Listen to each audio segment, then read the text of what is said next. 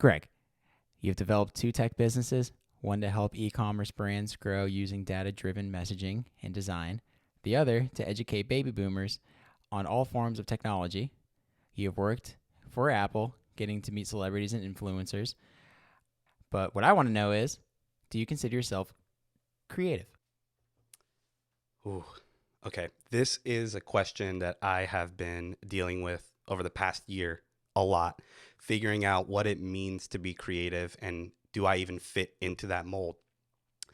Because, I mean, you're a photographer and I was doing some photography on the side with clients too in the past. And even as I was doing the photography, I didn't consider myself creative. I never thought of myself as creative. I jump into these gigs and I'm like, I'm going to do this, this, this, and that. And those are the shoots. Like I have a shot list, I have a theme, I have all this stuff, I have a mood board, but I never once considered myself creative.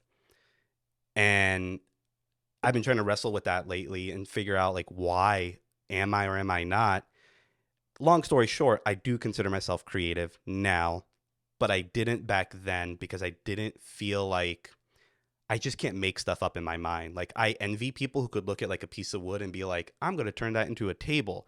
And I'm like, that's just a piece of But wood. even with that, because I can relate to that too with certain skill sets, like looking at a blank piece of paper, Yeah. and an artist can just draw and doodle and make just something incredible, and I can never do that. I could just draw stick figures or just even just look at a piece of paper and be like, all right, I'm just gonna just write down some words and get my thoughts out, sort of thing. Yeah. But that's what I was wondering with you, because you're one of the smartest people I've ever met. Thank and I'm not but and you understand the camera and the technology so well, to the point where I know a lot of creatives where that is kind of like their kryptonite. Yeah. So that's where I've always kind of wondered with you, even if you consider yourself creative, because I know you've kind of said vaguely sometimes, like, I'm not really that creative of a person, but you've taken incredible photos, and also creating something from nothing from what you've done with your businesses, I consider very creative. Yeah, early on in my childhood, I realized I was obsessed with puzzles, really young. And my parents would give me all the basic puzzles you give kids. But I always remember thinking it's too easy. If you show me the picture on the box, I already know what it is. What's the point of finishing this? So I was 25 pieces, not enough. 100, not enough. And then it got to a point where my parents are coming home. I'm 7 or 8 years old. I was just about to ask, how old are you? Yeah, so 7 or 8, you're looking at this, you're like, this is child's play. No, they would come home with a 300-piece puzzle set of a horse stable. And I'm like, cool, I'll do this while watching TV. That'll be fun. Oh my God. And then I'm like, all right, I'm done. And put it away. And I remember the best one was, this is right when Titanic came out. 3D puzzles were a thing. I don't see them anymore. And they were really, really cool. But they were these pieces of foam with images printed on them. And you would shape them together to create this physical thing. Kind of like Lego. Lincoln Logs? Kind of like Lincoln Logs. Kind of like Legos and puzzles. But I just made a Titanic, this big Titanic. And I was like, this is really cool. And I was 9. But I started to realize that quite literally everything is basically a puzzle. Mm-hmm. It's everything, you're given the pieces and you don't have the box. You don't have the cover. You don't know what it's supposed to look like. So you have to start somewhere. And for me, it's always the edges. I start with the edges because I can start to frame out what I'm building. And then I slowly start to fill in the pieces. And I got really good at doing that early on. And I started doing that with everything. So when I would I almost went to school for art, and this is the crazy part why I realized that. Really? I almost went to a magnet program for middle school and a magnet program for high school for art specifically. I didn't go through with it, but I realized early on that if I didn't understand how colors or things worked, I could just learn it. I could just pick up a book and read. And I became obsessed with that over time, to the point where if I had any question, I would just Google, read it, and then try to apply it immediately. But it always felt like a cheat code to Google or read it in a book. I felt well, I didn't discover it on my own, so I'm not creative. Did you feel that way, or did you more feel resourceful in a sense? I never felt resourceful. This is something I'm realizing now. I never felt resourceful. I thought everybody did it this way. I thought everybody worked this way until maybe 5 years ago, where I was talking to somebody and they're like, oh yeah, I just picked up the camera and clicked everything and figured it out. And I was like, oh yeah, I don't have to read all the manuals. I don't have to watch all the YouTube videos. Sometimes I can just get my hands dirty and figure it out. And good or bad, I don't know, but that's how I always did everything. But I never felt resourceful. I just felt hey, if it's here, I might as well use it, and it's here for me to use. It's why growing up I was obsessed with the library, because I'm like, all right, what's a thing I'm like interested in now? Mm-hmm. So there were times where I was like obsessed with like woodworking for some reason. I would get these thick books, but I never read them. I just skimmed through them. Yeah. And then like supernatural stuff, I was obsessed with Bigfoot and zombies and like UFOs. And then eventually tech came into it, because tech is a puzzle. Like literally every part of tech is just, how do these different things fit? Did tech come to you like at an early age, like the 7, 8 Yeah. range when you're doing? Yeah, right around the same Okay. age. I got my first home computer when I was around 7 years old, and almost immediately I remember being like, "Oh, this is going to change my life." Like I remember sitting down in my parents' office, or my parents' bedroom, where they had a little office corner set up with Mm-hmm. the computer, and I was just playing around on the Sesame Street game, and then like I closed it and I opened up Internet Explorer and like got on dial up, and I was like, "Oh, this is going to change everything for me and like the world." But I don't know how to talk about it because I'm literally still a baby, But basically. but I know what that is, because I know that feeling, because the moment I touched a guitar and I was shown like 3 chords Yeah. at 10 years old, it was like game over, but also it was something that like in my body that clicked with my Yeah. soul, Yeah. where I'm like, I just knew this is going to be in my life for the rest of my Yeah. life. One of the things I struggled with as a kid was I didn't know how to communicate with people sometimes, because my brain could process and solve a problem faster than I could even think of explaining it. So I simultaneously felt one step ahead of people, but also like 3 steps behind, because I didn't know how to talk to them. Mm-hmm. But with a computer, you don't have to talk to it. You just tell it what to do. So when you figure out and solve it and you do it, it just does things. And Yeah. you're like, oh, I'm a god. Like, this is incredible. So computers immediately became like, oh, this is going to be my thing now. And this is like where I can put all this effort and So energy you knew into. you knew you were gravitated towards it. 100%. So what was the kind of the relationship there? Were you like Yeah. taking it apart? Were you looking at all the nooks and crannies, or Oh, were you just yeah. kind of like interested in just the technology of it? All of it. I realized when my dad had a computer when I was 5 years old, and it was old school. Like, it doesn't look anything like we have now. It was just all commands you typed in. And he would tell me like, yeah, I type a command and it does something. And I'm like, cool. Like, weird. Like, we don't have anything like that in real life. And Yeah. then when I finally got to touch one, it was like Windows 95.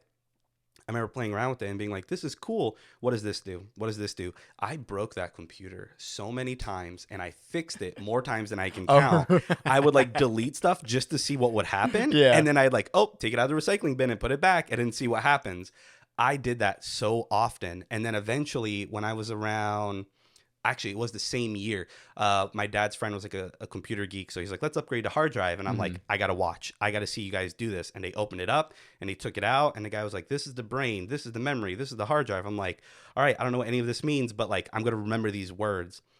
And as I grew up and got older, I Yeah. would play with the software side, like clicking on apps and seeing how they work. Oh, And then okay. physically opening up the computers and building them and taking them apart. My middle school had like a computer building club, and that was really cool for me because we would play computer games and learn about the computer. But at that point, I was like 9 or 10 years old. I already had built a computer at 9 or 10. So when they took apart a school computer and told us to put it back together, I'm like, Yeah. yeah, I can do that. And I did it. And the teacher's like, well, why are you here? I'm like, because this is fun to me. Yeah, Like, yeah. this is fun.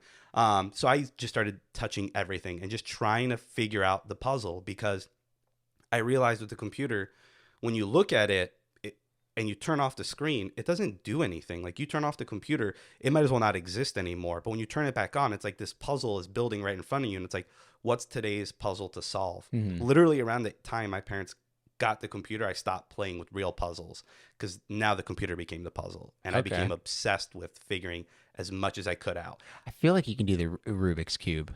I can't. I've never learned, and I've been wanting to learn. And on the puzzle thing, I stumbled across this subreddit where people are talking about how they solve Rubik's Cubes. And they're like, there's basically a formula you can apply, Yeah. and you can do it every time. And I'm like, oh, I can do that. I know I could learn the formula, but I don't want to cheat my way there. But I'm also Right. like, I could do that. I know I could. Yeah. I just haven't. Yeah. But also, now that you mention it, I'm like, maybe I should buy one and try. So having that relationship with technology from Yeah. like elementary school, you said you were interested even like going into like the arts Yeah. to further your education. Did that Yeah. more change to technology? Sort of. One of the hardest issues I had growing up with technology was that nobody understood it around me. Where I was raised, like, nobody cared about computers Yeah. at all. I remember going to the allergist one day, and he was talking to me and my brother, and he's talking to my brother like, "What do you want to do when you grow up?" And he's like, "I'm going to be a doctor." And he looked at me, he's like, "What are you going to do?" I'm like, "I'm going to be a digital graphic designer." And he's like, "What does that mean?" I was like, I make images on a computer." He goes, "I don't know what that means." I was like, "I'm 9. Like, how do I explain this to people?" Like, and I realized that there were no programs. There was nothing for me Mm-hmm. in Florida around tech. Now, to give some context, I'm 33, and even between 33-year-olds and 23-year-olds now, the tech landscape in those 10 years has changed. When I was in middle school and high school, tech wasn't really a thing that you could go to school for. You technically could, like, I was talking about maybe going to magnet program for art. Um, at the same time I was going to look at the art stuff, I was also going to look at the tech stuff. Mm-hmm. And every time I went to look at the tech stuff, I was like, I already know this stuff. And like, I didn't want to be cocky because I was like 13 or 14 at one of these points. That's what I was gonna ask. Did you Yeah. feel kind of like I don't want to say like alone? I don't know if that's a Yeah, dramatic word, no, but it's exactly what it was. It was alone because yeah. like I wanted something that nobody around me understood or could even grasp the concept of. But you knew But I knew exactly. exactly what it was. Like I could look on at this point, I was already online enough that I'm like, oh yeah, there's stuff going on in California and there's stuff going on in New York and even Texas, but nothing in Oh Florida. wow. So, and it was just like inklings of the beginnings of what we know as like the major Silicon Valley, major Mm-hmm. Austin stuff. But I would go to these things and I'm like, yeah, I don't know what I'm going to get out of this experience. If they're telling me I'm going to learn how to build a website, I'm 14. I've already built 4 websites at this point, like hand coded What it. was your first website? Oh, it still exists. I can share that. It's a okay. This is how lawless the internet was. I was 9 years old.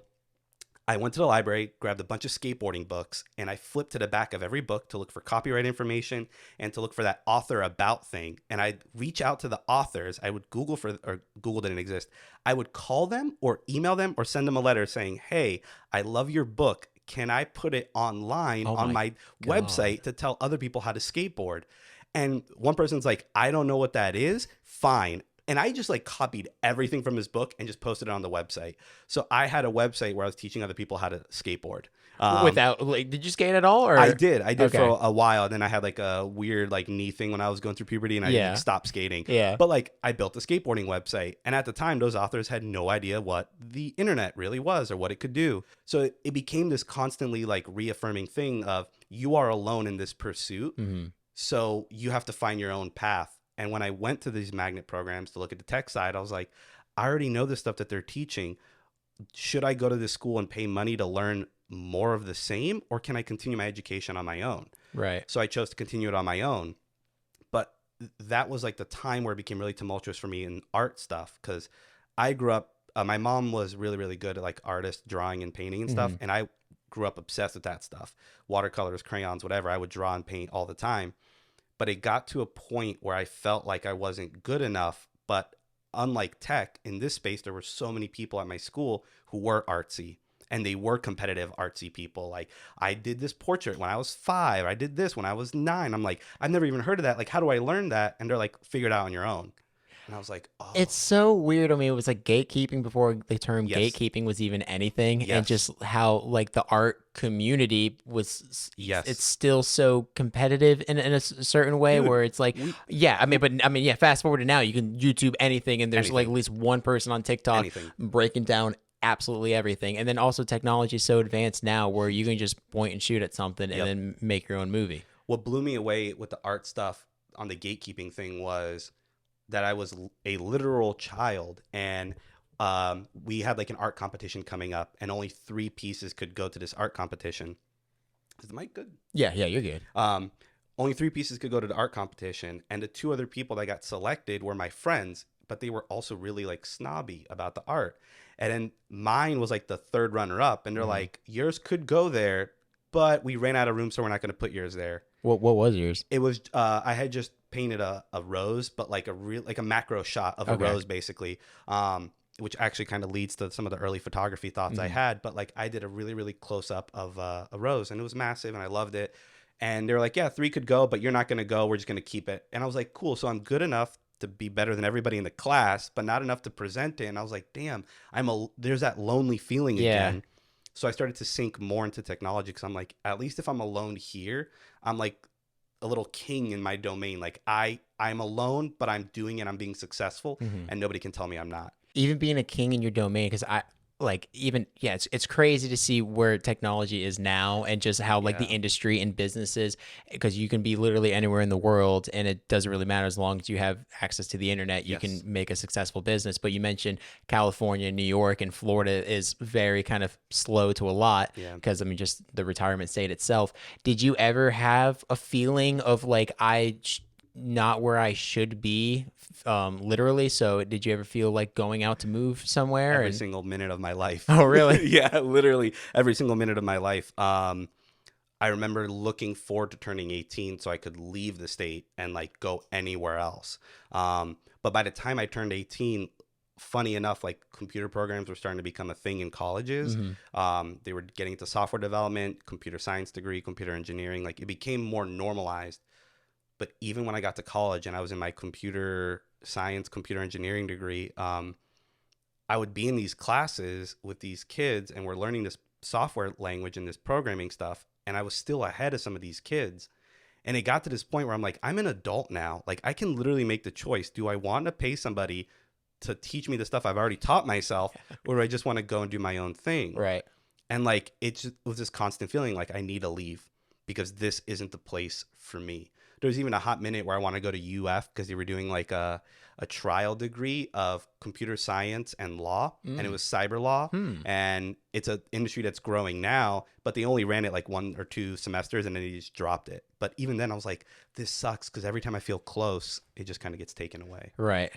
So going to college in Florida Yeah. and then feeling like I can just kind of I can get more out of life really Yeah. kind of on my own. So did you where'd you go from there?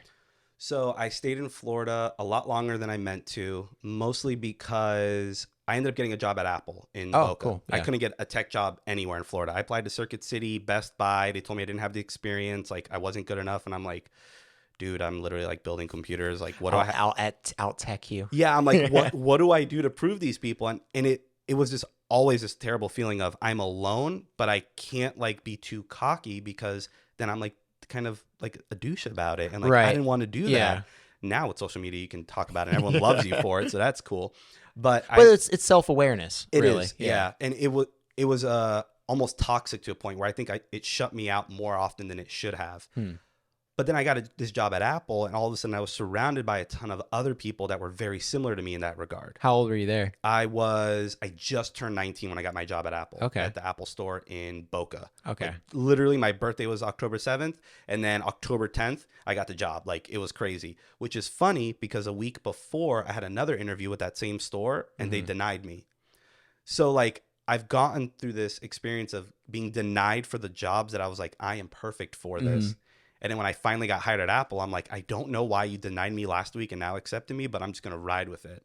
So when I met all these really cool people that worked there and had that same experience as me, I finally felt less alone. And it was at this point, I was also like kind of fading out of college, like just about to leave and basically drop out. Okay. But what started happening to me is because I was surrounded by these people, they were starting to like change the way I think about technology a little bit more. So I was learning even more about technology even faster. But it was just like a little bit different because it's the Apple store. It's not like as technical as I was. Yeah. I was like, cool, I feel at home here. So I was like in this happy spot there. But then eventually, like there's a long story there, but eventually I ended up moving to New York. And in the 1 year that I was really like working out of New York City, I grew my career more than I have my entire life So in you Florida. moved to New York because of working through Apple? Or? No. So what ended up happening, I'll like shorten it down a little bit. I was working at Apple. I was making good money, but they refused to give me a full-time role. I was working 36 hours a week, just enough to be under full-time. Okay. But I didn't get any benefits or anything. But at the same time, they were giving me every role in the store. So at the time, I had gone from sales positions to tech positions, tech support and repair, to to like inventory positions in the back. So I did every role. And when I kept telling them like, hey, like give me a full-time role, they're like, no. I was like, all right, I'm going to leave. So a friend of a friend was like, hey, we're hiring at this company. They're data engineering and like not too far from Boca. I was like, all right, cool, let's do that. Went there. I started making the same amount of money I was making at Apple, but then a week later, they're like, we're going to give you like a bump in your salary. So then I started making 10K more than I was at Apple. And then 6 months later, they're like, we're going to give you another bump. And I was like, okay. But by the 8th month, I'm like, I hate this company. I want to leave. So, so I left and got another friend of a friend that like referred me to a job. And immediately they're like, all right, we're going to start you off at a higher salary than the last job. And then I was there for around collectively, I think it was around 2 years. But within 6 months, I had like 3 raises. And then I was making more money than I ever had at that point. And one day out of the blue, my friend's like, hey, have you ever thought of writing for a tech blog or like just being a journalist? I'm like, no, I don't think I'm really good with words. And he's like, well, the owner of my company that I work at as a tech journalist really likes what you've been doing on Twitter, and he'd like to interview you for a job if you want it. And I was like, no, I'm good. Like, thank you so much for the opportunity. That's incredible. But I just got a raise a few weeks ago at this job and I love it. And I'm leading a team. At this point, I was actually working with the BlackBerry team in Canada to develop like software for some stuff that And they how wanted. old, how old are you now? I was around 24, 23, 24. Okay, so you started at Apple at 19. Yeah. And then whatever that quick math is, you're Yeah. 24. Yeah. Like I was at Apple for I was at Apple roughly for 4 years. So I was 25, 26 when I'm at this new job. And so my friend's like, all right, well, if you want the job, hit me up anytime. It's cool. Like there's an opportunity And they found you on Twitter? on Twitter. So what were you doing on Twitter? So I hopped on Twitter early, like right when Twitter started. Right. And I never like blew up or took off because for me, Twitter was like the safe space away from Facebook and everything else at the time. But what would happen is I would start tweeting at people, just like giving them answers for things that they were looking for. Like a lot of people on Twitter will complain about a problem and literally not know how to solve it. And I'm like, oh yeah, just here's the answer. Like not trying to be a douche, but like here's the answer. Didn't even know these people. Didn't even know these people. You just kind of Never. just in the Twitter community In the Twitter because community. early Twitter. Yeah. It was a completely different world. Super different. And I grew a following, like a pretty big following at the time. And then it started getting to a point where I started doing it to like tech journalists. Okay. And it got to sometimes like tech journalists would tweet out stuff that was like completely false. And I was like, hey, like here's the right answer. And here's how to prove me wrong. If you want to, here's all the information. And then it got to a point where I just stopped tweeting at them and just started tweeting stuff out. Like Apple had an anniversary, like a 10th an anniversary for all their computers. And I was like, hey guys, if you like these like icons and images they did, go ahead and download it here. I found a link. It's super cool. And then it got written up on all these tech websites, like TechCrunch wrote about it. All these like major publications that I looked up to wrote about me. Oh, and wow. they wrote my name, like iOS developer Greg Barbosa found these images on Apple's website. And I'm like, that's awesome. And even at that time too, you're like, I'm not a good writer, but No. I mean, I find that hard to believe because you're very articulate and you speak 2 different languages. yeah, well, So, I mean, I have to try so hard when I write. That's why I'm like, oh man, I'm sitting here like rewriting it multiple times. But eventually, well, what ended up happening with the story when my friend was like, hey, well, do you want this job or not? And I was like, no, I'm good. I hang up the phone. I get back to my desk and I have this message from HR on my computer like, hey, Greg, can you come to the office? And I was like, either I'm getting let go or they're upgrading my health insurance because we talked about that like a week ago with the HR. I get up there and HR is there. The vice president is there. The president of the company is there. And they're like, well, we're letting you go. They're like, we've cut everybody's pay that has high salary. We cut everybody. And you're like on the next chopping block to be cut. So we're letting you go. And I was like, okay. And they're like, you didn't do anything wrong. You're totally fine. It's just we don't have money. And I was like, all right, valid point. And then literally I got let go. I went home. I called my friend. I'm like, yo, is that position still open? He goes, so when you got let go, did you care at all? I mean, like, you liked the job and the money was good. I loved the Did job. you love the job or did you love the job because the money was good? No, I loved the job. Like the money was good and I loved the job. Yeah. Because one of the things, now I know I have ADHD. I've been diagnosed with it and this explains a lot. But something I'm very good at every job is figuring out everybody's roles and understanding how they interconnect. Okay. Because everything is a puzzle. And when you can pull the puzzle together, you can see the bigger image. So I got very good at doing that. And it got to a point at the company where I knew how many different things were going on in different departments that I could pre-guess, let's say, issues that were going to come up before they became an issue. So I love that I could not only discover that, but I could tell my team and they would treat it seriously. They wouldn't look at me like I'm crazy. It's how I ended up working with BlackBerry as often as I did. I mean, BlackBerry was flying me up to Canada to meet with them just to like talk about these different projects. And Oh, I'm like, wow. this is fun. Like, Yeah. this is awesome. I loved the job. One of the best jobs I ever had. Money was good too. But when they let me go, I was like, okay, this sucks, but I'll figure something out. Like I always do. Like I've bounced between jobs so many times. Like it's just another thing. Yeah. So when I hit up my friend, he was like, yeah, if you still want, and this is hours after he called me, and I was like, is it cool? He's like, yeah. So he's like, all right, I'll set up an interview. So I got let go on a Thursday. By Tuesday of the following week, I had the interview, got accepted for the job, and then I basically just took 2 weeks off. It didn't work at all. I told the guy, I'm like, hey, I accept a job. Let me just have 2 weeks off because I haven't had that in years. He's like, cool. And I was working back to normal and just went to tech journalism. And when I went into tech journalism, what ended up happening was I started to accelerate really quickly, making a name for myself. This is where I feel like I'm bragging because I don't like to brag like this, but I would write about the security and privacy updates that Apple was coming out with, but from like a layman's term. Okay. So it was like, hey, a new update came out and it seems like a minor update, but here's why you should do it, even if you don't think it matters. And those blog posts kept blowing up. They kept getting a ton of attention. I think one day my first article I ever wrote was the #1 blog post for that entire day. And the boss of the company was like, this is incredible. Oh, wow. And then eventually, because I get my fingers in everything, he was like, hey, do you want to become the product manager for the network of sites we have? Like, so you'll help dictate the direction we're going, different things we're trying. And I was like, cool, I would love to. And what started happening is as I was the product manager and a tech journalist, I kept seeing that these events kept happening in New York. Like, here's another PR event, here's this, here's that. And one day I was talking to my boss. I'm like, I'd really like to move to New York. And I see all these PR events are going up there. If I move up there, could I go? Like, could you help me out? He's like, dude, I would love for you to do that because I'm tired of going to these PR events because I'm the closest one to New York. So you can go, Wow. You can go to these events and I'll give you some money and help you out and you'll get up there. So I moved up north. I moved to Jersey City. Okay. Nobody knows where Jersey City is, so I just say So New York. But easier. Jersey City, beautiful view. I had a view of the Hudson River, and I had a skyline view of New York. It was incredible. And I was in that area for around 2 years, but I was like working in and out of New York, I think in total for like a year and a half. And there it completely changed for me. Like, Is that when things kind of just started clicking as far as just like business, techpreneur? I mean, you pretty much Yeah. were an entrepreneur before entrepreneurship was even like a coined, Yeah. appetizing word. Yeah. But At that point, I already built like 3 or 4 or 5 different businesses. Like I already had like a Shopify store with clothes and like automated all that. Like that was fun. But it was that when I went to New York, I no longer felt alone.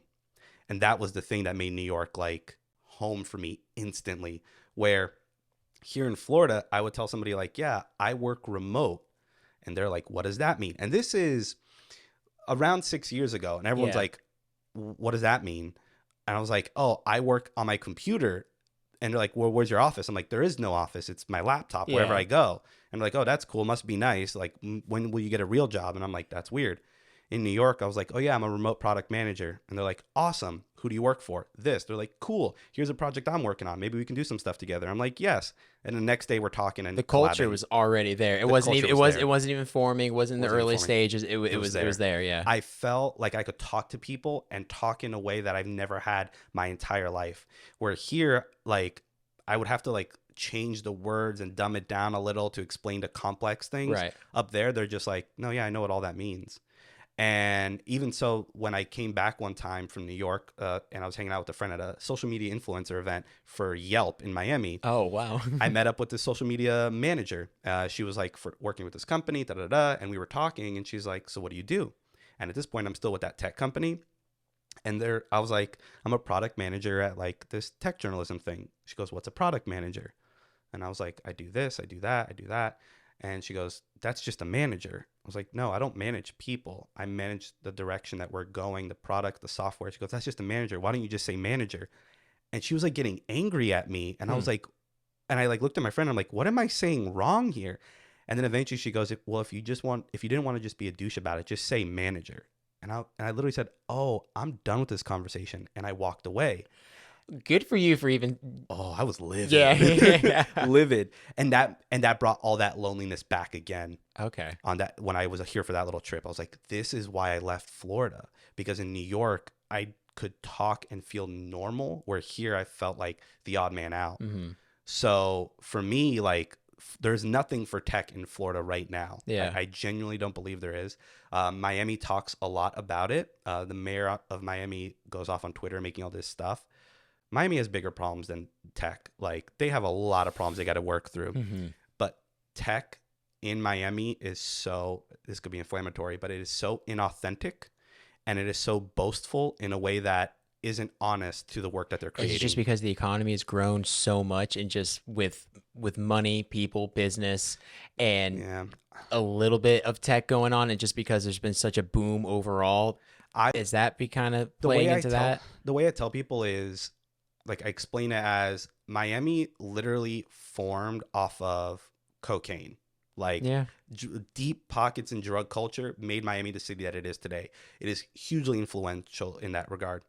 But with drugs and cocaine and illicit activities comes scammers, comes people who say or talk a big game but have nothing to back it up. That culture permeates Miami so deeply to this day, to the point that in the tech world, it's there too. The amount of people that are talking about different cryptocurrencies that's going to help revolutionize people. And I'm like, no, it's not. Like, I'm glad you're hype about it, but it's not going to do that. And, like, logically and technically, it doesn't make sense. It's dishonest. In New York, they sniff that out and call you out immediately. Oh, really? And I love that. I love that. The amount of times I would go to bars and I'd ask people, like, what do you do? And they'd tell me point blank. So it wasn't this fakeness. There wasn't really so. I mean, because No. that's anywhere around the world. Obviously, I mean, you're gonna find shit anywhere, Yeah. but it was more of just straight to the point. This is Yes. who I am. This is what I do. Yeah. Nice to meet you. Yeah. And if you said something that the person doesn't understand, like, I never heard of that rule. What does that mean? Yeah. You could dig a little bit deeper, It was a little bit more open. a little bit more open. And they would tell you, they're like, oh, I do this, and that. And they were awesome about it. And you could definitely meet fake people in New York easily. You can meet fake people anywhere. Yeah. But at a tech event in New York, it was worlds apart from a tech event in Florida. Like, completely different. So from being in New York, and what brought you back down to Florida? So, I had hit this point where I was making really good money with my job. And I realized I could go fully remote. I was like, wait, why haven't I gone fully remote? Like, I'm stuck in one place. I had broken up with the ex-girlfriend at the time, and I was like, I can do whatever I want. I'm gonna buy a van and do the van life thing. At the time, because I had broken up with the ex, it was like right around tax season. Oh, So this is where, like, it all kind of falls apart, but it was right around tax season. And I was getting taxes done. I had a few grand in savings, enough to buy a van and start renovating it. But then my accountant, my tax guy, basically, like, ghosted on me, and then came back like 6 months later and was like, well, you owe the exact amount of money you had saved for the van. No. And I was like, are you sure these numbers are completely off? And, like, da-da-da. He's like, yeah, that's what it is. Just pay it and be done with it. And I'm like, oh my God. So it completely stopped. Yeah. During that time, I had moved back to Florida temporarily to get the van set up. And I was going to move in with my parents and do that. And then once the accountant did that, I was like, all right, this sucks. I'll just pay the money and be done with it. And what I did instead, I was like, you know what? I'm going to go on vacation. I'm just going to travel, like, full-time travel for a month, and see if I could just, like, trial a van life, even though I can't buy a van right now. Right. So I traveled around. I went to, like, LA, New Orleans, Colorado. I went to New York for a little bit, and I just visited my friends that were everywhere. And when I was in Colorado, it was actually the start of my first, like, real vacation from the company, the tech blog I was working at, for the first time literally ever. And the plane lands, and I have, like, hundreds of messages about all these issues that are going on that have nothing to do with me. And I had warned them, like, I'm going away for 2 weeks, so don't talk to me. I solved all the issues. I replied to them. I told them what was going on. I was like, guys, I was on a plane. I had no service. The plane Wi-Fi just didn't work. The next day, I got fired. I was at breakfast, and my boss calls me, and he was like, yeah, we're just going to go a different direction. I was like, Did that just completely blindside you? 100%. 100% blindsided me. Like, I had no idea this was happening. Oh my God. Worse yet was literally a week prior, I was in California with what would be considered my supervisors Right. at a big Apple event. I was with them for a week straight. Nobody ever told me something was wrong. Nobody ever told me anything was fishy. Nothing. There were no issues that I knew of.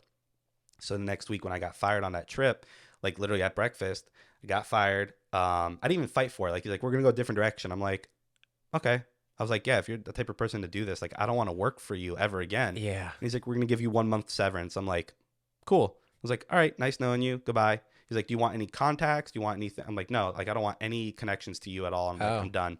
So I walked back into the place I was having breakfast with my friend, and she's like, well, what do you want to do? Do you want to go back home to Florida? I'm like, no, I paid for this vacation. I'm in Colorado. Let's have fun. And I spent the next 7 days hiking, basically, and figuring out what would come next. I love Colorado. Oh, Colorado's so sick. Colorado's got an interesting tech industry. It does. It's slowly growing. I think the hardest part about tech in Colorado is that when I went 4 or 5 years ago, it was already $3K for like a single bedroom apartment.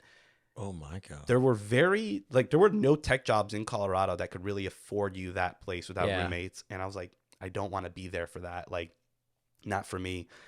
And it started to remind me, just because like I'm remote, so I can make that type of money wherever. I just have to put myself in those positions to make that kind of money. And that may not come through with like a traditional job or corporation or anything. So I'll have to figure it out. Yourselves in those positions are like the biggest thing that people don't even kind of realize, that's like taking that action, taking that step too. So, I mean, even you kind of seeing the initiative early on, we're like, hey, boss man, let me go to these PR events, because not only selfishly you wanted to at the time, but you kind of knew the bigger picture where that would kind of lead to. Yeah, the amount of connections I made with people that I met at those events, like Wired magazine called me to go to an event and just like write about stuff. I'm like, all right. I went there and there was like maybe a few things I actually had to write about.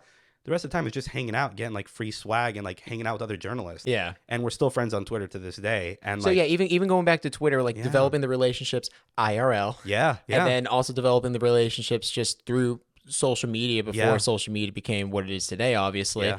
I want to kind of bring up, like, how did you get verified on Twitter? Was it because of that? So because I was doing the product manager role, people would always tweet at the main company account, like asking questions or finding bugs. Right. And nobody prior to me had ever responded to these tweets. They would just ignore them. So I was like, I'm going to talk to like our fans, basically. Yeah. And I started telling them like, hey, where are you seeing this issue? Send me screenshots, whatever. So I was having like daily conversations like this. And then because I was a tech writer, I knew about what's going on in the tech scene. Twitter opened up public verification for a super short amount of time in like 2016 or 2017. Super short amount of time. Anybody could apply. You just had to validate why you were worth getting the verification. Is that still like that today or no? A little bit. They've completely changed it. But it is a little bit like that, but nowhere near as easy. Because I know with even Instagram, you just got to really prove that like you are who you say you are. You have a little bit of legitimate press to show that like you are kind of somebody of what you're doing. Yep. And then just kind of like just show a couple links, and then like if you get, you don't, you don't. Yeah. With Twitter, it was like, all right, what's your Twitter? It was crazy because it was 3 questions, basically. It was, what's your Twitter handle? Why should you get verified? What would you do with your verification? It was like simple as that. So I typed in my name. I said I should get verified because I'm a product manager and I deal with our readers day in and day out, and I want them to know that it's actually me. And this is why, like, I know everything's a puzzle. I was already collecting tweets and saving them to be like, here are all the people I've responded to. And in some of these tweet threads, people are like, why should I trust you? Do you work for this blog? You're not verified. How are you real? So in the verification form where it's like, why should you get verified? I'm like, look, I work at this job. Here's all the proof. And here are tweets from people asking me if it's really me because I'm not verified. So I added that into the form, and it's like, what would you do if you got verified? I'm like, I'd continue to support our readers and help them out to have the best experience on Twitter when working with our brand. And I got verified in 24 hours for that. Wow. Oh. They don't tell you. They don't send you an email. You don't get a notification or anything. You just go back on like, oh, there's the check. Nice. The only way I knew was, one, a friend tweeted at me, just randomly was like, hey, you're verified. I was like, awesome. It was like 8 in the morning. He found out somehow. And then 2, when you get verified, Twitter adds you to a verified list, or they have an account that only follows people who are verified. Oh. So I instantly got a notification. You got followed by this verification. Twitter verification thing.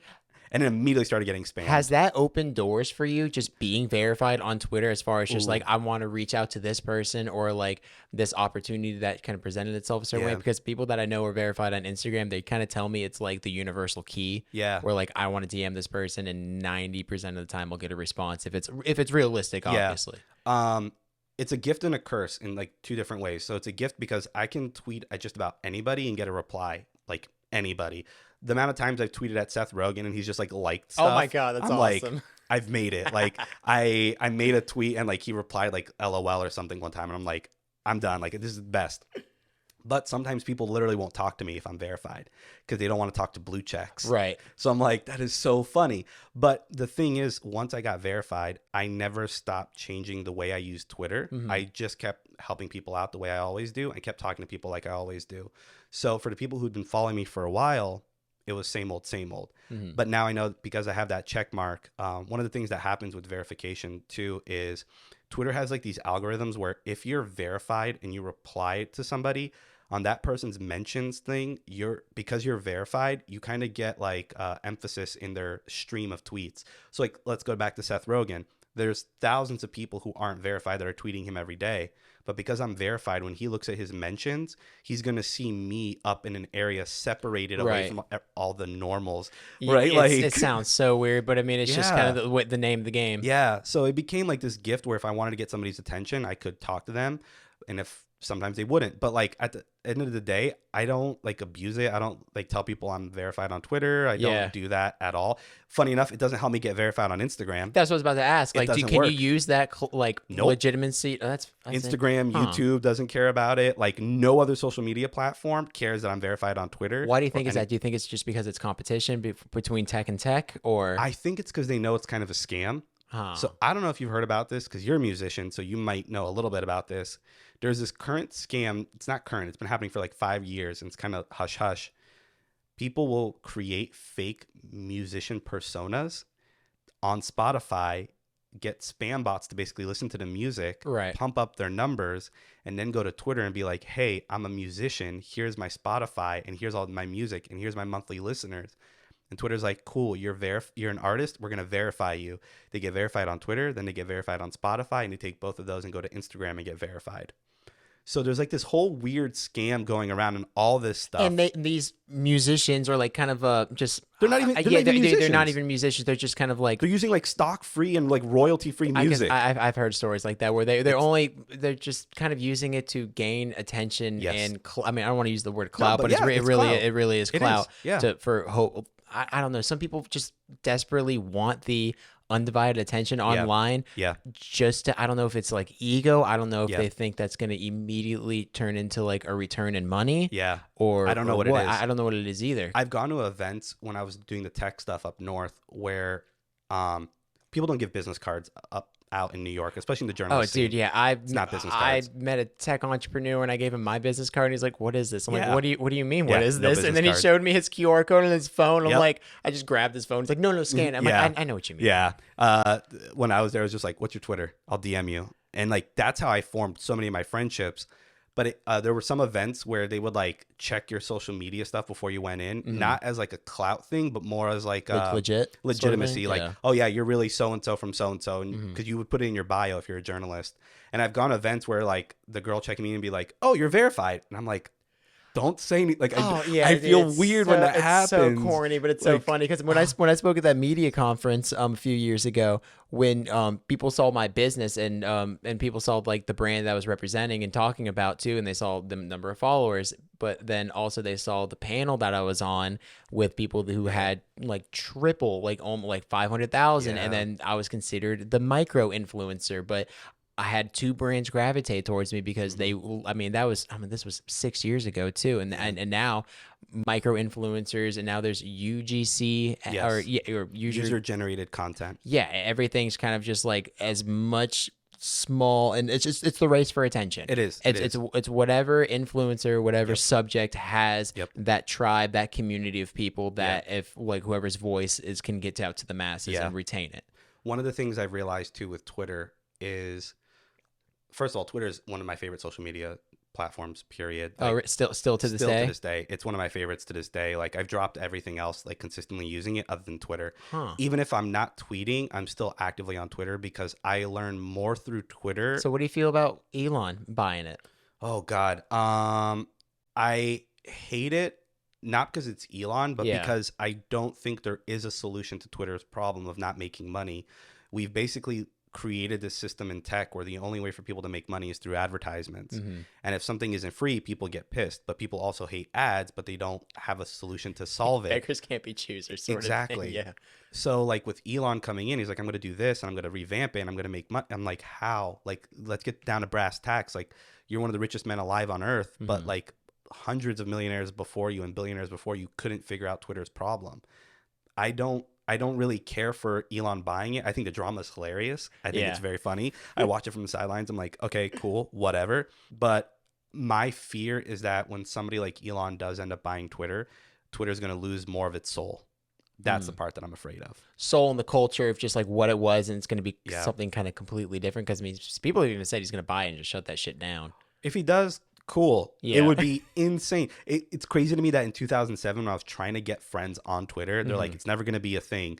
And now it like literally social media, it's major news discourse if somebody tweets something gosh, out. yeah. Like whether you're president or you're a person who owns a bakery and you said something racist. Now all of a sudden you're getting blasted all over the internet. I'm like, And major news. Major news. I'll like it's like this person tweeted this. This person Yes. tweeted that. Yeah. like, I think Twitter is such an incredibly powerful platform, but it's one of those things that we don't really have a solution on how to monetize it. Like, if we could make Twitter free forever, I think it'd be awesome. Do you have kind of your own theory or like what you would want to do if like you kind of had like you're in the control room of Twitter of how to monetize it? Have you ever kind of brainstormed that? I've thought about it a little bit, but I'm like, I'm not smart enough to figure this out because Twitter is any platform where you have millions of voices screaming and saying whatever they want.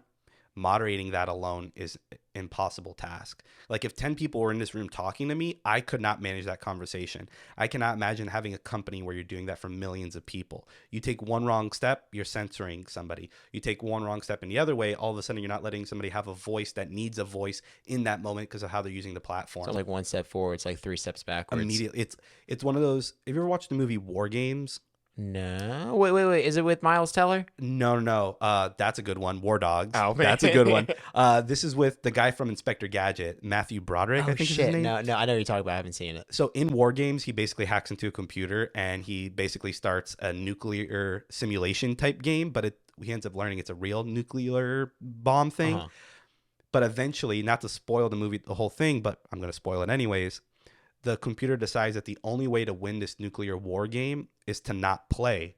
So the only way to not have everybody die is to never send a nuke in the first place. I feel like Twitter is in this weird space where the only way Twitter can win is to literally do nothing and let Twitter be what it is right now, which is completely opposite of what the market wants because Twitter is publicly listed on the stock market. They have shareholders, all that stuff.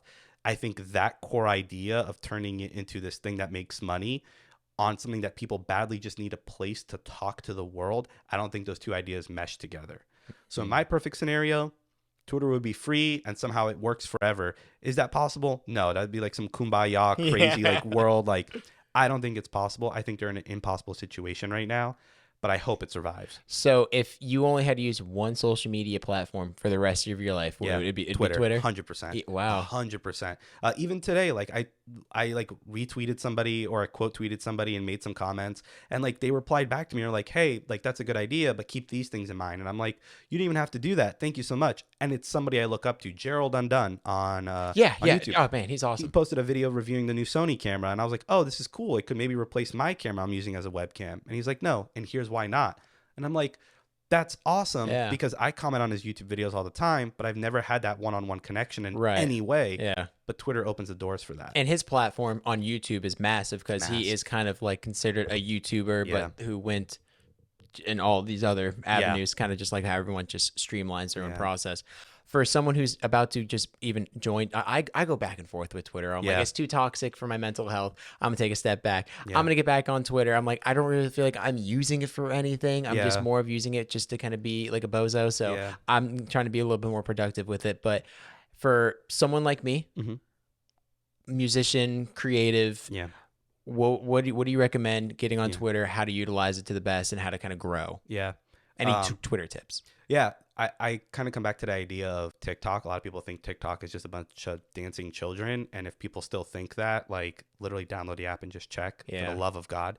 But TikTok did something very well that Twitter should find a way to do. TikTok, the first time you download it, it's all dancing teenagers and like attractive people. But the more you use it, the smarter the algorithm gets to show you the type of content that you actually want in all the little niches you have. Twitter doesn't have that. Twitter doesn't kind of show you like, hey, here's somebody you might like, because Twitter is like literally millions of people standing in a room talking to each other. So what you kind of have to do is find, what room do you want to stand in? What room do you want to have these conversations with? And this is hard because there's not like a Twitter group you can join. Like, it doesn't exist. Right. It's almost like because you're a musician and you like coffee and you like music.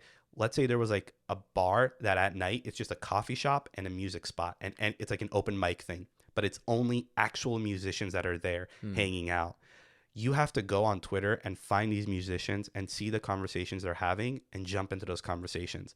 But it's weird and uncomfortable because at a coffee shop, you can just walk up to somebody and start being like, hey, I saw you got a latte. What about this? Like, you can't. But on Twitter, if somebody's like, yo, I'm deciding between the Shure mic or the Rode Pod mic. What should I get? And you hop in and reply and say, yo, I tried this. I like this one more. Here's why. Da-da-da. And they're like, cool. Thank you for the information. And maybe you'll follow each other. So it's really just getting on, exploring different hashtags that follow your similar Screw interests. hashtags now. Oh, screw Forget hashtags. Yeah, forget hashtags. Find the people, like, start with the famous people you know, and go to their list of who they're following and talk to them as well. So if you see a musician you really look up to, he's like following this one random guy, and you follow that guy and you figure out that he's like a roadie, and you start talking to him, and you're like, yo, dude, I see how you packed up that bag. That's really cool. I've got a bag that's kind of like that. How should I do that? Just start a conversation, but be open and honest. And most times people want a space to You are selling me back on Twitter. I honestly might re-download it and just try it honestly, fucking 5. Like, I've had Twitter 5 different times just because of like this. But even kind of with what you're saying, it's just like getting older, and then also just having the self-awareness and just being kind of like in tech and just the internet. Yeah. You kind of learn a little bit more of just how to be a little bit distance and like whatever your boundary is with certain social media apps and stuff. Yes. So even kind of on the topic of that, and kind of going back into your kind of your career, has those relationships in Twitter kind of benefited or just started like some of your career? So I'm trying to go back. We're in New York. You come back to Florida, and you're networking a little bit more in real life and kind of on Twitter. So when I came back from New York, it was actually, I was in one of the darkest times of my life, right when I left New York, because I was leaving my dream city, and I was like, cool, I'm going to go back to Florida, a place that like ate away at me my entire life. Now I have to go back there. How am I going to handle it? So I kind of like got off social media entirely, or rather I wasn't posting as much on Twitter, but I was going ham on Instagram stories at the time because nobody was using Instagram stories. And everything disappeared after 24 hours. And this was before the archiving thing.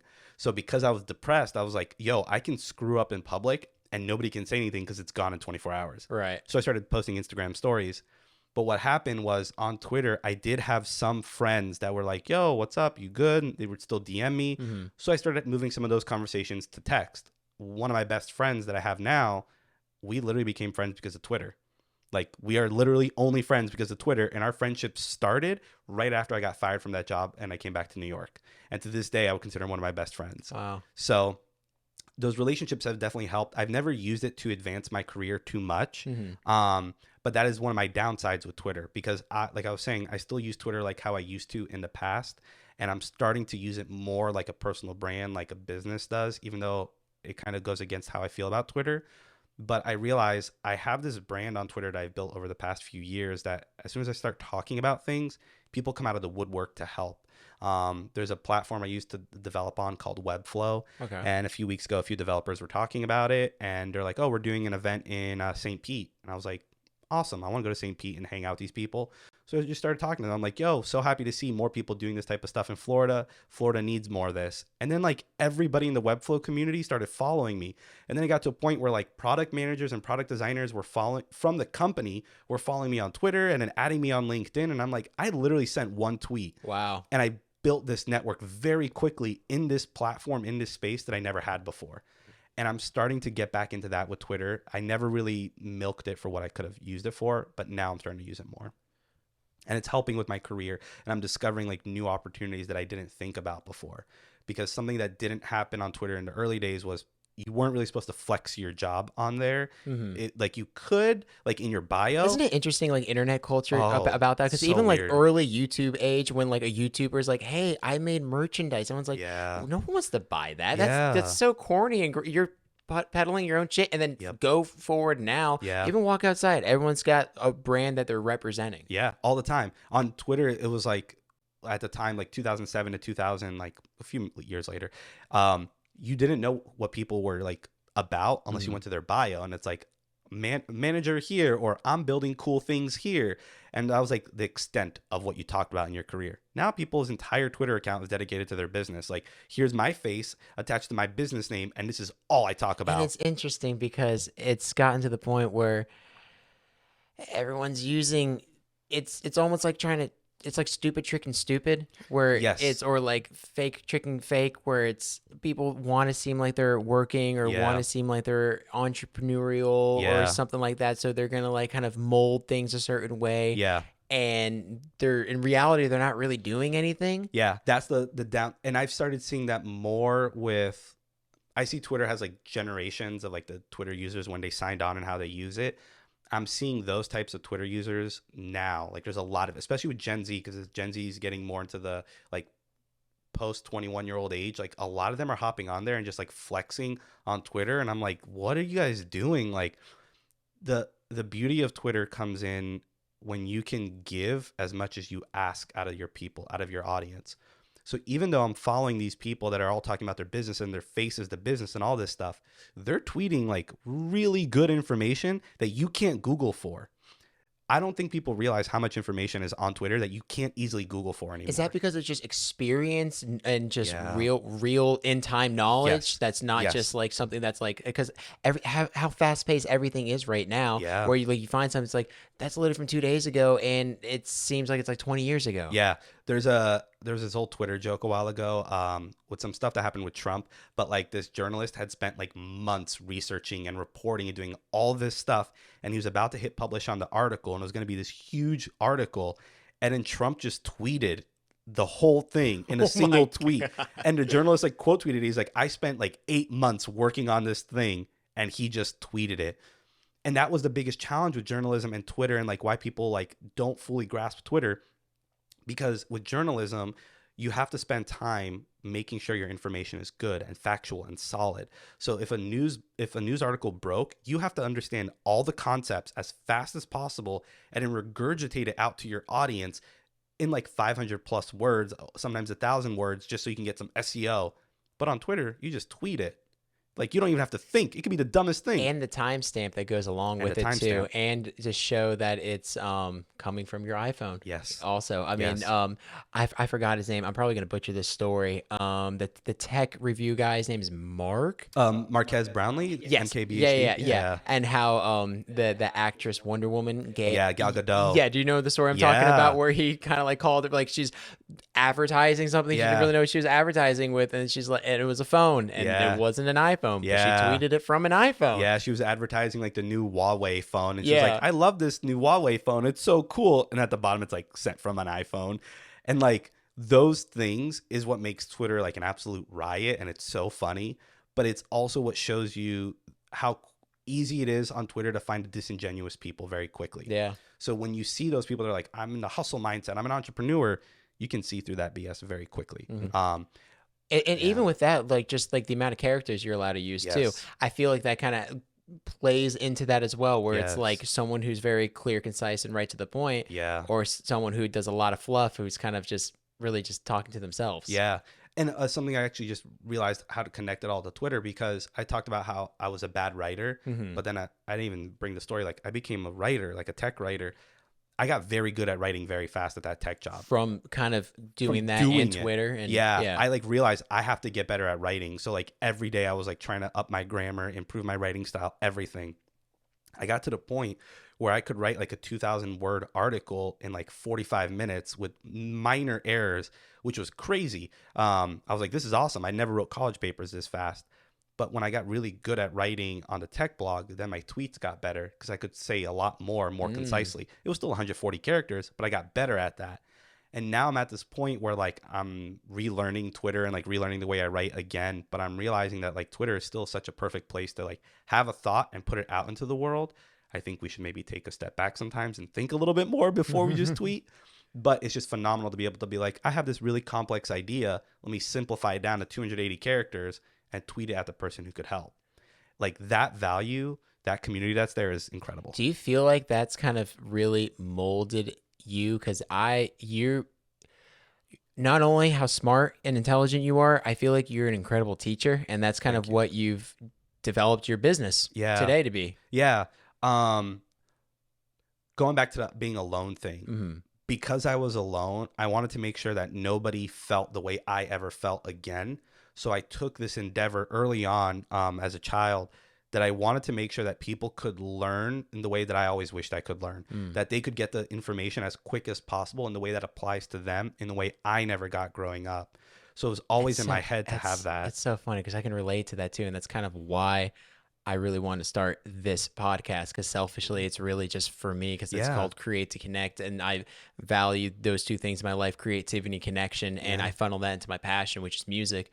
And it's just an ongoing triangle, trifecta of everything. But exactly, I mean, everyone has that certain moment in their life where they either feel like they're down in the dumps, or they just feel like they really hit like a painful wall, and they're like, I don't want someone to experience what I just went through, sort of thing. And also what I have right now is very sweet and it's very obtainable, and you can obviously, I mean, just being like a puzzle solver and a problem solver, just seeing a problem there, it's like, all you got to do is fix this, and you're right there to go.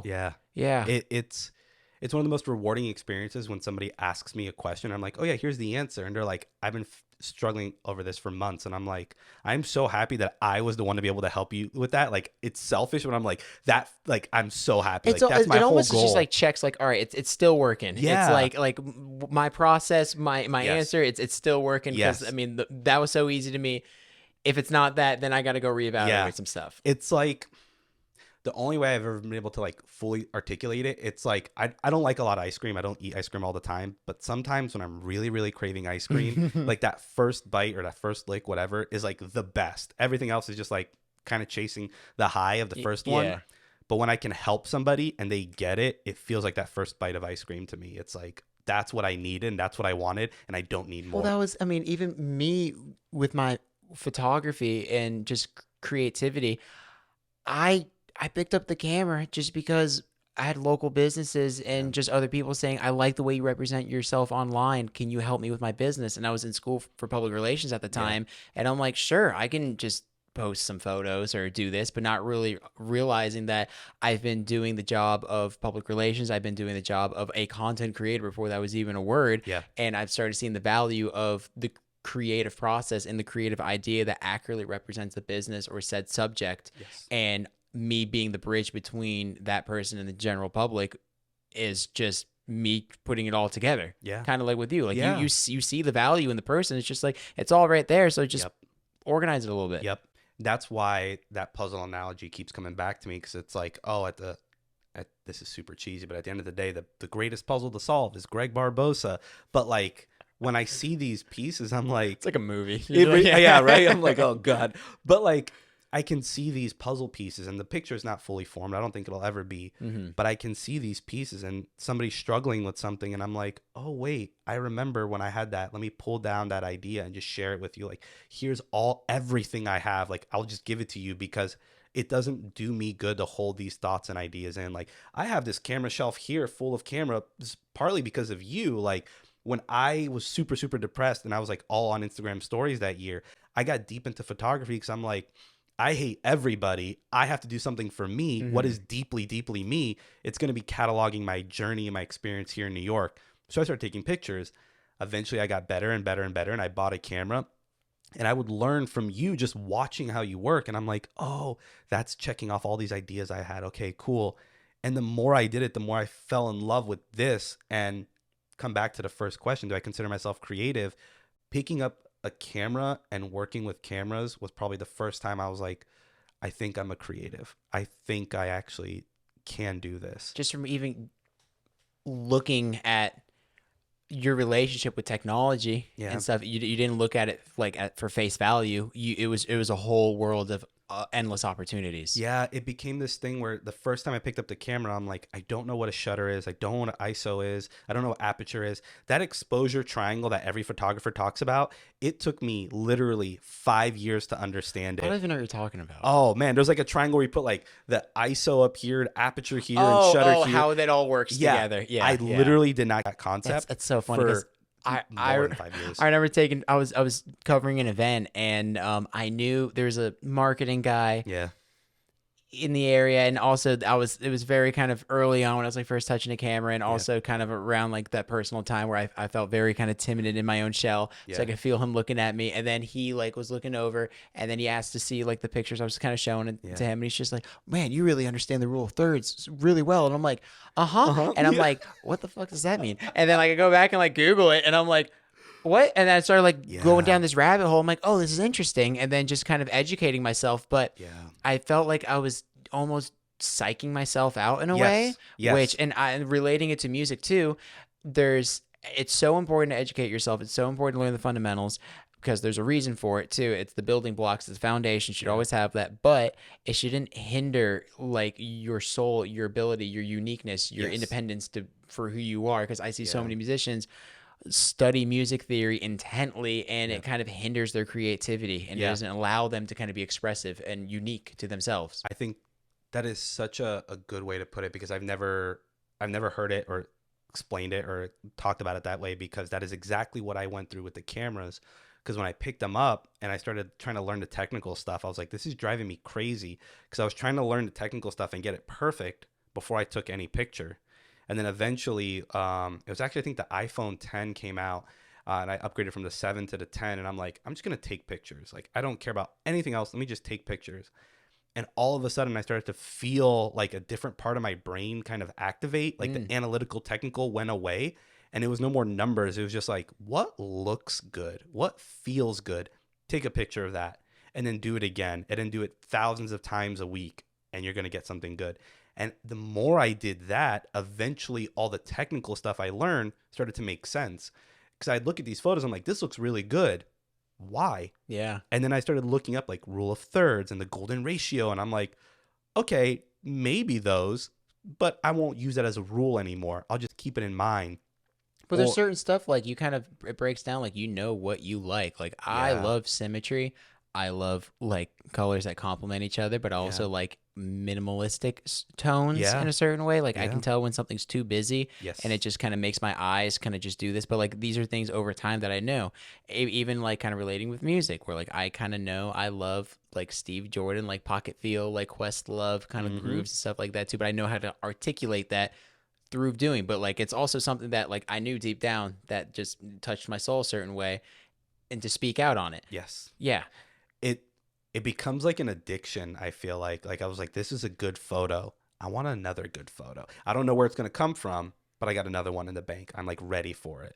And I became addicted to that with cameras, and like technology started to fall to the wayside. I'm just like, what cool camera can I get to make more cool things? A photographer once told me in the like beginning stages of me with a camera, he's like, you'll take, I think he said 15,000. He's like, you'll take about 15,000 photos before you start taking one photo that you actually like when you get started. Yes. So, I mean, with that concept, do you relate that to kind of being an entrepreneur in tech, because you got let go from a job, just completely rug pulled out under you. Yeah. You're very self-aware. You know who you are as a person. You're like, this has happened to me once before. I'm not going to get this down. Yeah. And you move forward. Yeah. And is that when you kind of started really working for yourself? Yeah, or starting something for yourself, I should say. Yeah, I was always entrepreneurial beforehand. I was Mhm. always like building little businesses. I was 10 years old when I was already doing computer repair business. So people would bring their computers to my house. I'd fix them and send them back to them. I was building websites. I was doing like trainings. I was teaching people how to use technology. I started building like Shopify businesses, selling clothes. I did a bunch of stuff, but what was interesting and specifically unique about the New York thing was getting to New York and having the girlfriend I had at the time. This was a person I thought I was going to marry, and this was the city I thought I was going to like stay for the rest of my life. I lost everything. I lost the best job I had, the woman I thought was going to be the person for me. No shade if she's watching. And I just let everything go. To me, it was the most cathartic and horrible experience in my life, because it was like, yo, you've gotten everything you've ever wanted, and now you lost it all. So what's next? And that became more exciting than thinking of getting it all again, because I didn't want it all. I'm like, if I got it all and I lost it, then maybe I wasn't meant to always have that. And then immediately I was like, all right, what am I going to do? What am I going to build? And immediately on the Colorado trip, when we were hiking, every day I'd wake up, I go with my friend, we go hiking, and we just talk about work and life and what are we going to do next? And I started to think, like, what am I going to build? Truth be told, that was 4 years ago, and I still didn't really know what I was going to do.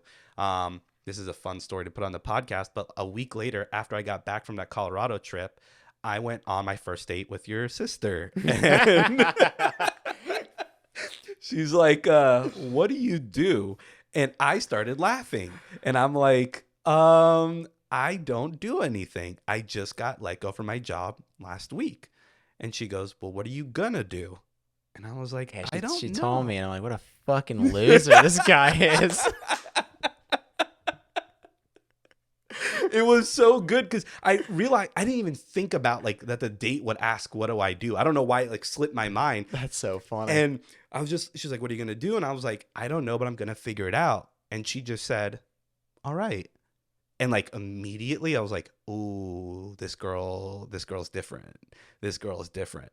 And then we talked a little bit more, and she told me about you doing stuff too, because she was like, yeah, he has a band, he's a musician, he does social media Yeah, honestly, stuff. the first thing she told me about you was like, you guys are gonna get along so well, and it's gonna piss me off. That's what she said on our first date. And I'm like, why would you say that? She literally pulled out her phone. She goes, you're going to meet him. You're going to love him. And you guys are going to be such friends. I hate it. And I'm like, whoa. I was like, this is a first date. I don't know what's going on. Like, but we're engaged now, in case anybody cares. But once I met Emily, I was like, all right, I need to stay in Florida to figure out what's going to happen with this relationship. Mhm. But that means that I need to let go of all the stuff that I thought I wanted before. I still want New York. I would still love to live there if I could. I think there's a bunch of reasons why I should. But I looked at that situation and thought, I'm going to figure out what I'm going to build. And I started just running the gamut of everything I've ever done over the past 10 years prior. What could I turn into a business? Funny enough, where I landed at today is doing basically what I had done 10 years before and 20 years before. So what you can turn into a business with the tools and the knowledge and the Yeah. passion that you have Yeah. too, because of course you can go into real estate. Of course you can sell insurance. Of course you can, I Exactly. mean, nothing against that, but you can Yeah. you can bartend, you can do anything that's kind of like Yeah. an easy return. There are the easy entrepreneurial jobs. Yeah. I mean, I don't wanna belittle it. Again, I shouldn't say easy, Yeah, but it's no. the first thing that came to my mind Yes. where it's like, I mean, because I think Mark Cuban, and I think it's so interesting when very wealthy, successful people get asked this question. Yeah. If you have zero, nothing, everything was gone, what is the first thing you'll do for a job? And they always say, I'll either bartend. While I'm bartending, I'll try to do real estate or Yep. try to do some sort of big high ticket Yep. insurance sort of commission sales job. And then from there, I'm going to start building and figuring out what's in here Yeah. to make it come to life. Absolutely. Like, I would not wish upon anybody trying to build a business the way I did. It was psychotic.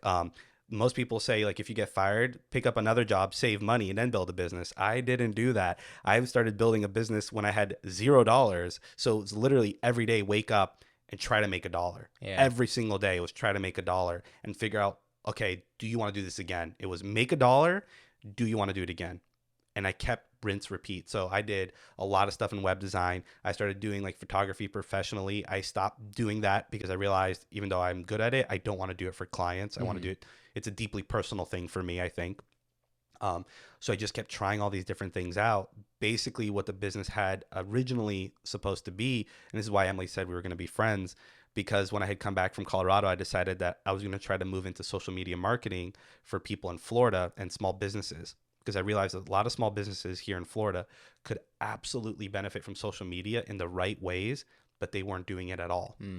But as I got deeper into that culture here in Florida, I realized everybody only cared about 10,000 followers so they could get the little swipe up feature on Instagram stories. They didn't care about engagement. They didn't care about increasing sales. They didn't care about more phone calls, appointments, nothing. It was just clout. And I realized I didn't want to be in that And it's space. funny when that conversation comes to me, because in my business, it's creative concepts and branding strategies. And I explain how social media is the platform. It is the tool. It is not everything. Yep. If that is what you want, we can do it. You just give me a bunch of money. Yeah.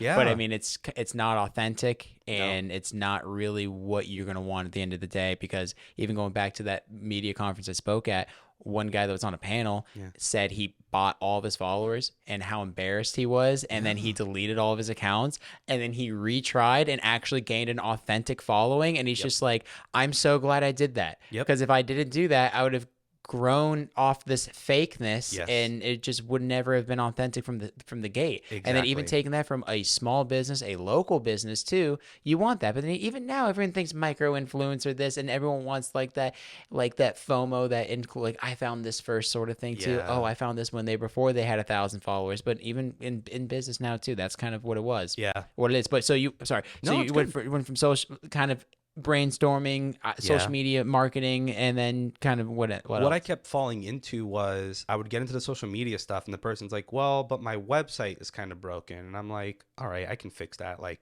I've gotten my hands in enough tech things in my life, which I could rattle off all of them, but like I've done enough of it. I'm like, I can figure this out. They're like, oh, I have a Squarespace site. I'm like, all right, I'll figure it out. Oh, I have this. All right, I'll figure it out.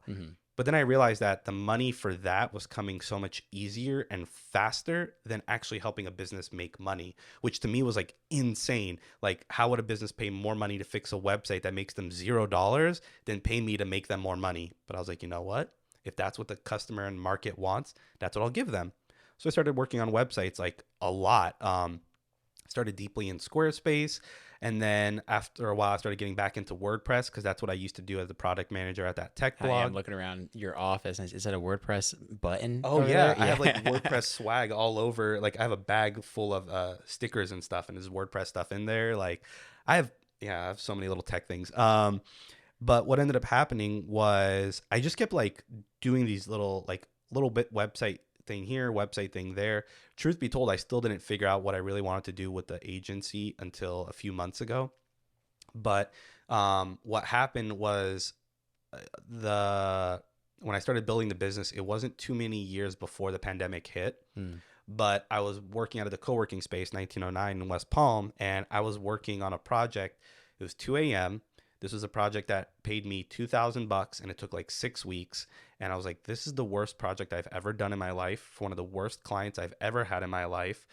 I never want to work with these types of people again. I need to figure out something else. And at the same time, I'm doing like a little bit of web work on the side. By the way, I'm charging like $15 an hour, which isn't enough to cover anything. Like, it barely covers gas after taxes and everything else. You can't survive. No, I literally couldn't. I was like, this is insane. But it was 2 a.m. and I was at the co-working space, and I got this email from the co-working space saying, hey, our final accelerator program applications are going out. If you want to be considered, put an application now. So I'm delirious. It's 2:00 in the morning. I'm pissed off at my other clients because I'm not making enough money. And I was like, what job? If I died right now from COVID, we barely even understood what was going on with COVID at this point. Yeah, super early on. Super early on. It was like early February, early March. We're just starting to understand how bad it is. I was like, you know what? If I died this year, what would I feel guilty not having tried to build? So you had that heavy conversation with yourself. Yeah, no, Wow. It's an idea I kept constantly playing in my head. Like, if I died today, what would I regret? And it was like, I didn't regret anything except not trying to build this other business. I eventually applied this business. I got accepted into the accelerator program, built it up. And that business was teaching baby boomers technology. funny enough, I'm now shutting down that business and fully focusing on the agency. Is that because the agency has grown so much where it kind of that's where your attention needs to be? Yeah, I hit a point where I knew both businesses were going to grow very quickly, but there was going to be a point where I was going to have to make a choice between one or the other. And what ended up happening with the other business, Help Carol, the audience. So we were teaching baby boomers technology online, fully using Zoom, never meeting them in person. Okay. The issue was that baby boomers aren't ready for this. A lot of them know they need technology help. A lot of them know they want to do this, but they're not willing to actually do it.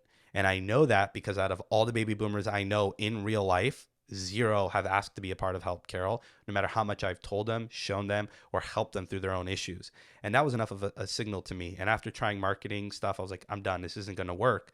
And at the same time, I started saying no to so many large projects with the web agency Teller that it started to get to the point where I was like, I'm literally leaving thousands upon thousands of dollars on the table. I can't do that anymore.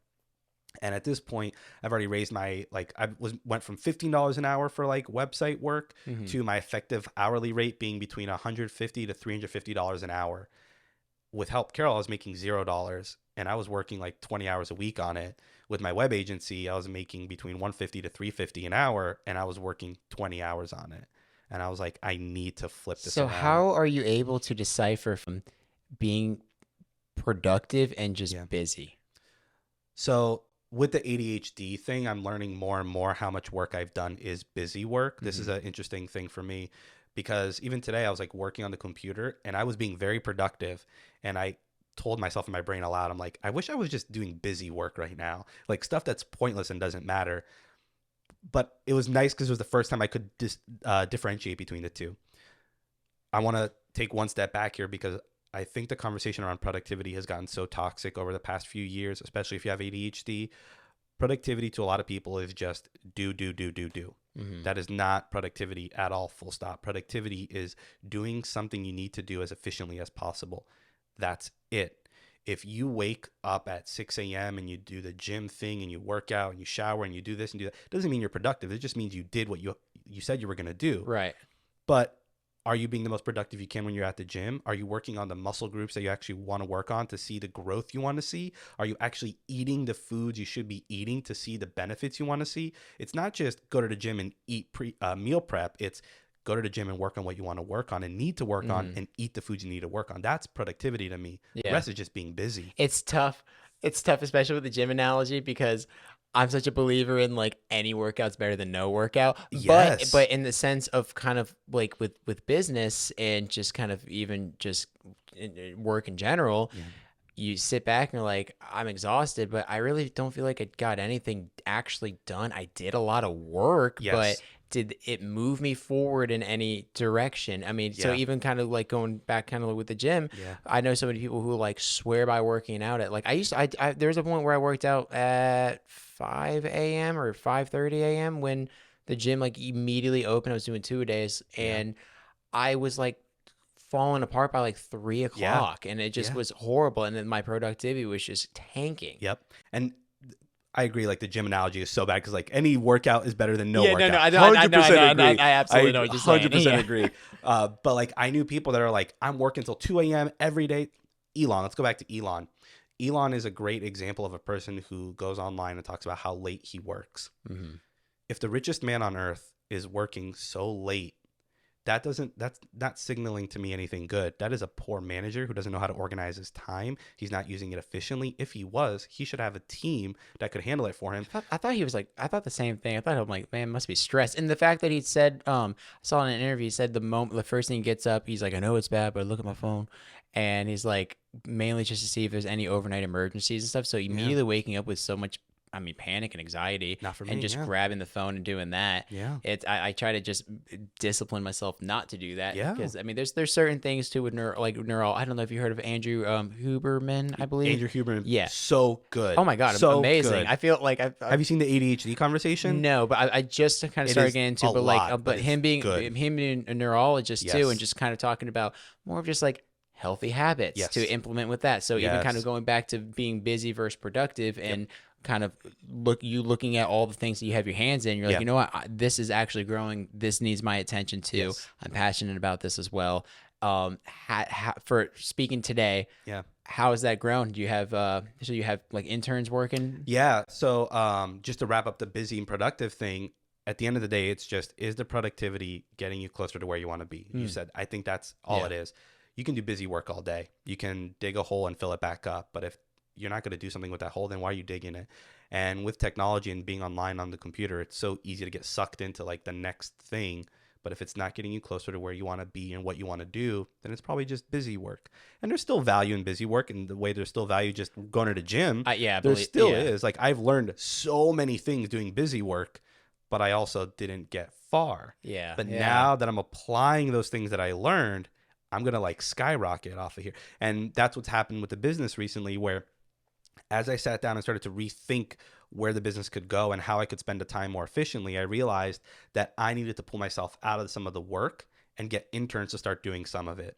So through 1909, we actually had a local college that was there just like doing a little tour. They were the entrepreneurship club. And this was another thing. I make rash decisions when I'm tired, but it was like 10 o'clock and I had a long day of just like complicated client stuff. And they were there touring. And Shayna, who's putting on the whole thing, was like, Greg, you've been at 1909 for like 2 years. Do you have anything to say? Anything you want to share? And I gave my spiel about how much I love the co-working space. And then I was like, oh, and by the way, if anybody wants to be an intern, we're looking for interns now. I had no intention of hiring interns before that very night. Empty-handed, like, hey. I was like, hey, anybody want to do it? And funny enough, 2 people came up to me immediately, and they were super shy, super nervous, but they came up to me. And they're like, hey, my name's so-and-so. My name's so-and-so. I don't want to name drop them. Just to protect them. I was gonna say, are they still with you today? Yeah, they're still with me today. Awesome. I just don't want to name drop them. Yeah, So I didn't tell yeah. them, like, that's it. They're awesome though. Awesome. They came up to me. We talked. This is where I knew I was doing a lot of busy work, because when they came up to me and we started talking about what kind of work I could do for them, I couldn't find productive work for them. And I realized that a lot of the work I was doing was more just scratching my own itch and not solving a problem for a client that I should actually be solving for. And it started to reshape the way I was thinking about work, where I'm like, you know what? If I'm looking at this problem, is this something that one of the interns can solve? And how do I give this work off to them? So I've been doing that. I'm still learning how to do that, still learning how to be a leader, boss. That's weird. But that has helped a lot. The interns are phenomenal. Phenomenal.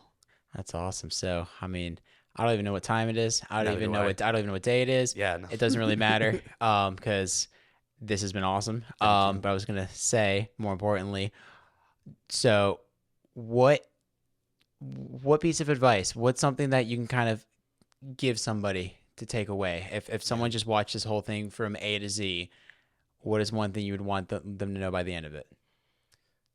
Ask the questions you have no idea the answer to. When you have a thought or an idea and you don't know where you're going to get the answer, start asking it anyways. If your question is, how do I start a business? Ask, how do I start a business? Go on Google. How do I form an LLC? Go on Google and do it. Not because you're going to find the answer immediately, but because by asking the questions, you have no idea how you're going to get the answer. It's going to challenge you to rethink about that question in different ways over and over and over again.